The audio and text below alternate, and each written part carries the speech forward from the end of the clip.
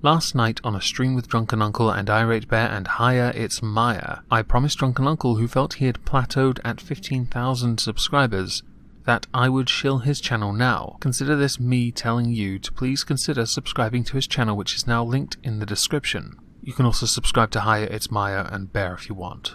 They're also linked below. Drunkle's is first priority though because he asked me to. Now for today's video I could have discussed a recent going on with Jacob Rees-Mogg, who has money invested in certain companies abroad, Russia, and it shows a certain bias that is quite interesting, but I'm not quite ready to get so many downvotes just yet. I'm kidding.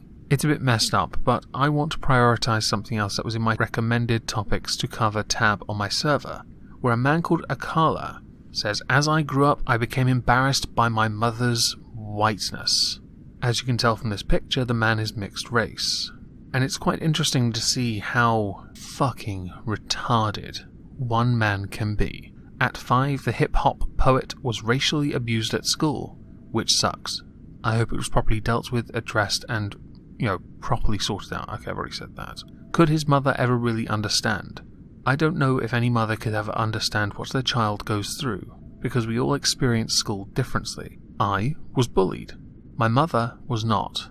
Could she understand it? No. She went to the teachers, they did nothing. So I proceeded to kick the living fuck out of every single one of them until I made sure they were absolutely certain they would never do it again. That aside, I don't believe, even if race was a factor, a parent could ever understand what their child was going through.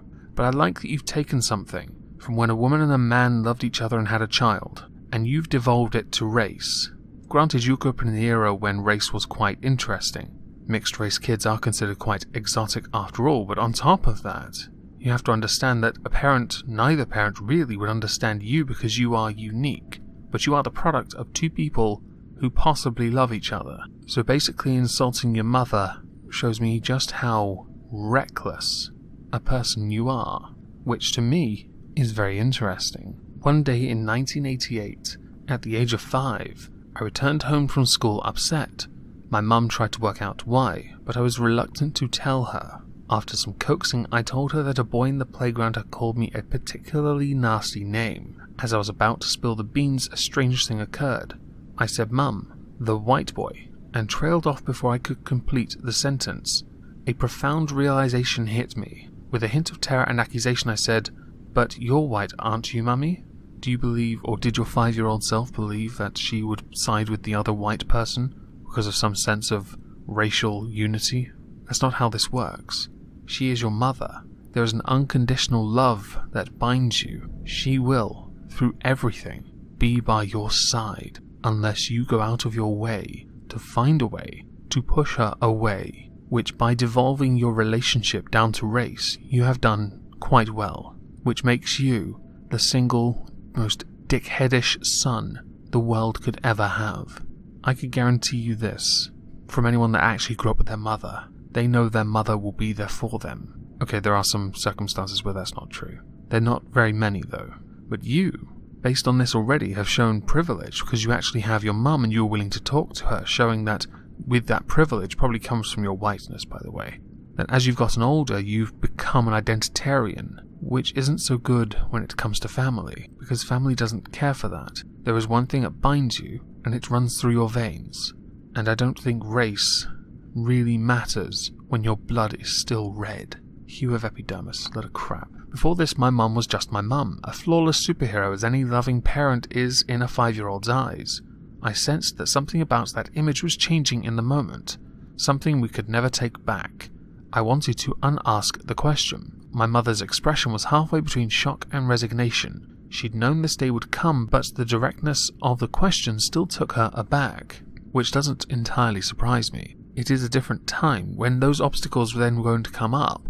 For her, while it was considered maybe a fetish to sleep with a black man, or considered taboo for others who thought it was unacceptable socially, they did anyway, to create you. But as with quite a number of mixed-race kids growing up, and as you haven't indicated your father there, I guess he didn't buck that trend, the child would typically grow up to resent the parent if they don't look like them, which would normally be the white parent, because you obviously would then resemble more your father, even though not your father at the same time, because you have some whiteness in your veins.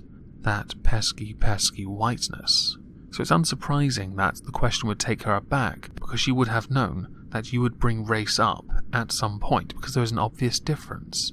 And once a child recognizes that, it becomes a bit of a deal for them. Not helped by society as well, I will admit. Certainly when we were younger, racism was certainly a big problem. I would argue it's not as bad as it once was, but it has shifted to other areas like the dominant population in a country. Pesky whiteness, after all. She thought for a moment, and then, using one of her brilliant, if unintentional psychological master strokes, she replied to the effect of, "Yes, I'm white, but I'm German and they're English." It didn't matter that my mom was not really German, she was born in Germany, but brought up in Hong Kong, or that I was technically English.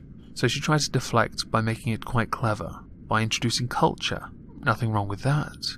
One can certainly appreciate it. It certainly would throw a child's mind off, because then you have to do the mental gymnastics, which your mind might not be ready for.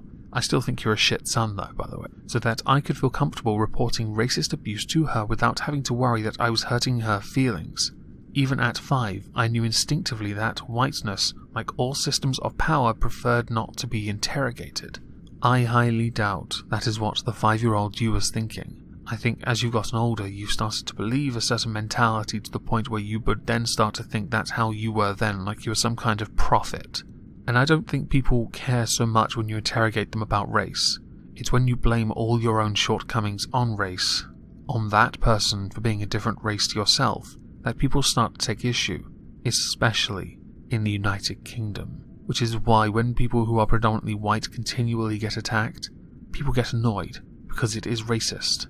None of this reverse racism bullcrap that people still pull out of their asses, which started in like 2015 or some stupid shit when it was on BuzzFeed. In current year, this is hardly what it should be called. It is racism, and that is it. When you start to shift the goalpost and to start to reference systems of power, and whiteness as a system of power, holy fuck, you really were a shit son, because you have essentially equated your mother's existence to that, to a system of power. And I know someone's going to say, that's a straw man.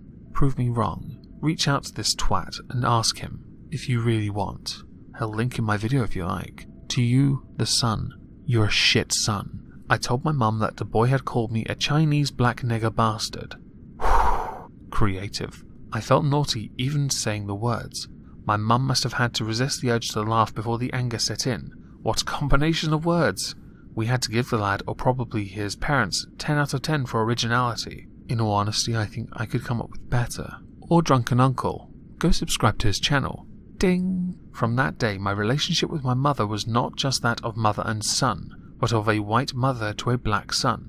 Race had intervened and now marked our actions and attitudes, coloured our conversations and heightened the usual conflicts, mapping onto them the loss and suffering of the black world at the hands of Whitey.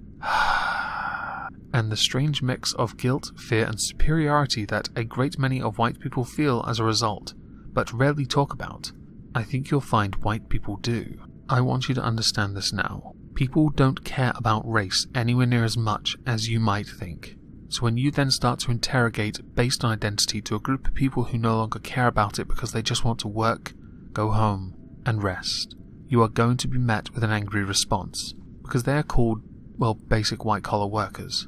They don't care. Race is not a factor in this day and age. Correction. Race should not be a factor in this day and age. Equality has set in, and people for the most part are treated the same. There are a few areas that are questionable. Sports, and certain employment sectors. However, most of the identitarian attacks are not happening towards minorities. They are happening to the majority, and they are attacks and not criticisms or discussions. The most creative discussion I have seen on the subject of race was a debate club telling white people they should lose everything. And you want to talk about how whitey's taken over the world? Well, let's talk about South Africa, shall we? Or is that too much of a hard pill to swallow that the president of that country wants to take away all the land from the white people, which worked out so well for Zimbabwe? Because, most of the farmers are white in South Africa. That means they own all the land, and that's like white power, right? You are an absolute bellend. You saying what you have said now shows to me and to everyone who watches this video you have a very limited understanding of any history that isn't your finite, tiny little bubble full of social justice, identitarian, regressive, cuckolded shit. And I know that sounds rude, but quite frankly, you are a terrible son because you were the one that devolved it down. Your mother is your mother regardless of race. Honestly, nothing about that will ever change. And your skin colour now should never matter. Maybe back then, it was a terrible thing that happened to you. Of course, racist attacks should always be called out, and that was racist. I'll agree. I hope it was dealt with accordingly, and I hope they were punished. But you latched onto race. You obsessed over it. And you, in this very article, indicate that. So much so that you have delved into this to understand the whiteness, and then you have skewered your perspective in such a way that it just makes you look like one of those idiotic Black Lives Matter fags. Now, I know this video is nowhere near as cheerful as I could have done for other topics, but honestly the Jacob Rees-Mogg thing might take a little longer, because with his investments and certain structures, I want to be sure before I even commit to it. And this article had me interested because of the absolute dogshit it pushes, and it all could be quite simply summarized as nothing more than glorified virtue signalling nonsense from somebody who is almost guilty to have a white mother. And you can't say to me, Akala, that you are not, because this article serves as nothing more than an absolute statement of your guilt. Because of course you wouldn't have to be so conflicted if you didn't have that pesky whiteness in your life. Like you get a bloody say on who your mother falls for, or has sex with, dickhead. That all aside, I hope everyone has a lovely day, and thank you all for listening.